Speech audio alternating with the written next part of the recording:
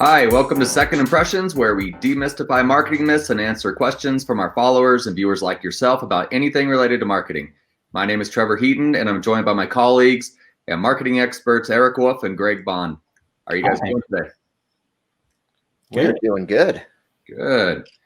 Today we have a question from TH.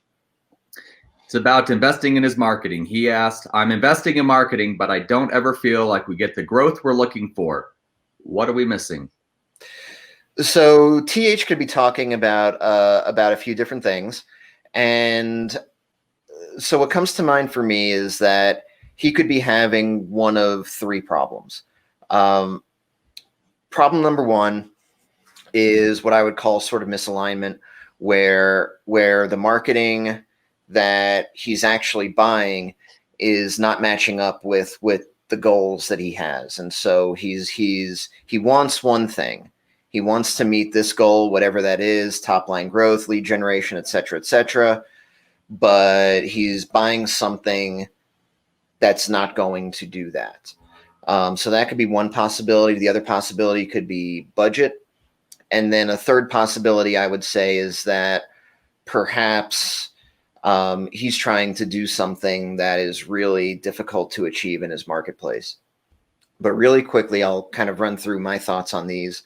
But number one, with the misalignment piece, we get into, or a lot of folks get into, what I call a shopping mentality with marketing, where you buy stuff because you think you need it. And perfect example of this, it was actually on my Facebook feed this morning. I was scrolling down and I got this ad that said something along the lines of your business isn't in the top spot on Google, and so you're missing out on a whole lot of leads and opportunities. You need to be number one. Call us today or click here, whatever it was. And the thing about that ad is that they're outlining a specific problem. And the problem is you're not number one on Google. That feels like a problem. Isn't that a problem for you? And so, but the thing is that they're not offering the solution. Well, we're going to fix that for you. They're saying they're going beyond that. We're not just going to fix that for you, but we're also going to get you a ton of leads and opportunities that you didn't have before. And it's all because you did this one thing. And so the silver bullet solutions very rarely work. And when you're talking about something specifically like search engine optimization, there's a disconnect for many, many businesses between high rankings on Google and, on the flip side of that, actually getting a lot of leads and opportunities. In our business, we have very few clients, relatively few clients, that are actually able to get leads via search engine anymore. And that's a result of changes in Google's algorithm and the way that they're managing search and the way that they've reconcepted the whole search ecosystem over the past few years. And we talked about this in the first episode. And so really search engine optimization is designed to provide awareness, but these guys are selling it as lead generation. And so if a guy like TH or a woman like TH, we don't know genders on our initials, our ungendered question asker, they could be buying something like that and saying, well, we're not getting the growth. We put in the money and we're not getting the growth. Something's wrong. And it might not be that anything is wrong. It may be that you're getting the results that you're actually paying for, but they're not the results that you want. A marketing effort in any marketing effort is going to have probably no more than it's not going to touch any more than 2 out of the 4 possible outcomes that, when you invest $1 in marketing, there are basically 4 things that you can impact. You can impact awareness for your company or your brand or your product. You can influence engagement. You can influence actual closing of sales. The the part where you get and close leads, and you can drive retention. And no single marketing effort is going to hit any more than two of those. And so it could be that TH is spending in a way that's going to increase awareness, but they're actually looking to increase sales, and they're not doing that. Budget is a big deal. You have to have the money in order to required for growth if you're going to get growth. And so depending on TH's situation, there could be a misalignment there in terms of not having the budget to finance the kind of growth that they want. And then the third one, certain industries are extraordinarily competitive, and especially in the digital realm. We see that a lot in a lot of B2B spaces, like telecom, for example. And it's really, really hard for a small competitor to make inroads using the same digital campaigns that other folks might be able to succeed with. And so there could be a few things going on here, or one of a few things going on here. So for guys like TH, before they start throwing their money, or girls, I'm sorry, or girls, guys like TH, before they all neutral, before they start putting money into social media, SEO, anything of that nature, how would they manage? Let's go back to the foundations. How do they manage and quantify the expectations?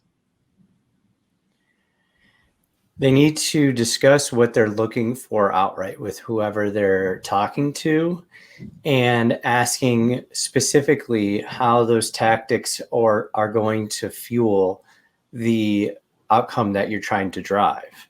And you should be able to detect if somebody's BSing you, because oftentimes answers that take care of every single problem are the ones that you should be the most suspicious of. It's really easy to tell if somebody's trying to make their solution fit your problem instead of basically having a solution to a specific problem. And so that's where people get caught a lot of times, is they always want to believe in the services that are being pitched to them. We try to give people the benefit of the doubt. And so when we do that, especially as it relates to a sales process, we give marketers that are marketing to us way too much power to always accommodate whatever problem we're saying we have. But I think people would be much better served if they understood exactly what that process looked like, so that they could describe to somebody else how it is they imagine they're about to drive their own sales using digital marketing. So basically, if you can't put your digital marketing practice into very plain terms and restate it to somebody else, then you've probably you're misbegotten. You probably have some beliefs in somebody that you shouldn't have. And so basically you could do your own smell test. Can I describe exactly how these marketing services that are being sold to me are going to drive the results that I intend to receive? And from my perspective, even just being able to articulate what your actual problem is,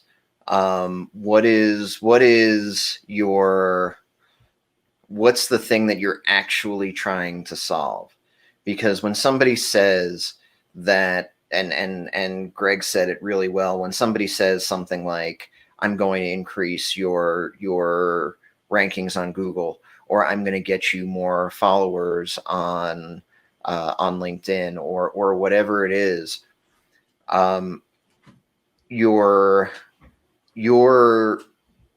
concept as a business owner and what you should be thinking about is, okay, so you're going to do that. That's the promise. The promise isn't this other thing. It's my job as the business owner to understand how those pieces are going to fit together and get me the goal and get me to the finish line that I'm looking to get to. A lot of times, yeah, go ahead. What we see is people who end up ranking in a very specific keyword that doesn't drive any traffic or results for them. So they end up rising up and actually showing up in search results. But these search results, one, those keywords didn't have many searches to begin with. And we're often surprised by the fact that the thing that we refer to ourselves as, let's say like a telecommunication wiring provider or something like that, doesn't happen to get searched that often. And so we may rank for this keyword that is exactly what describes our practice and our business service, but it doesn't actually have the traffic to get us over the hump and providing the eyeballs and then conversions necessary to actually create a business result. And so the people often do what they say they're going to do. They can probably get you to have a top result in certain keywords. But the question is, do those keywords actually drive business results? And a lot of times the answer is no. And I would invite TH, if they want to provide more details, to give us that and we can dive deeper. But the other thing that I would say, which has been alluded to a few times in this discussion, is that we've talked about the silver bullet. We've talked about all the things that you're going to get when you buy this one thing, and that should set off a flag. Marketing, like anything else, requires a portfolio approach. It's when you're investing in really anything, when you're investing in your financials, when you're investing to fund your kids' college, when you're making your business decisions, and when you're planning your marketing, you want that investment to be diversified a little bit so that you're not putting all of your eggs in one basket. And even if, and we keep using the example of search engine optimization because it's a really, really good one, but even if you were to get every single benefit that vendor promised when you gave them your money, you're still at risk, because at any point Google can change their algorithm and the whole thing falls apart. And so now you're back to now you were getting all of the things they promised, but now you're back to square one anyway. Right. We talked about that in the last episode as well. All the algorithms and the changes that have happened with the Google's SEO platform. So I guess, Greg, Erik, let's give TH a couple of foundational things to go back and look at. Can we summarize in a couple of steps what you would recommend he do? I would say, number one, look at the plan and make sure that the things that, and looking at your goals and understanding how the things that you are investing in are specifically going to drive those goals. You need to make sure that your that how you define success and the tools that you're using to get there are lined up. If if my goal is to have a well-sanded deck, I don't want to go and if I go to Home Depot and I spend my money buying a really great hammer, I'm probably not going to fail. I'm probably not going to succeed in meeting my goal. And so you've got to have the right tools, the right tactics, the right strategies in order to get to the finish line that you've identified. Couldn't have said it any better. Yeah. Any final thoughts? I think that was good information. So I'd say we're on top of things. Yeah. I like it. All right. Well, I'd thank you, Erik and Greg, for the information, and thank you for watching.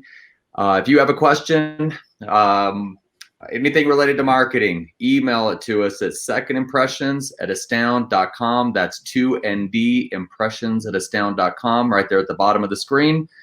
And we will address your question and let you know. So appreciate you watching. Be well.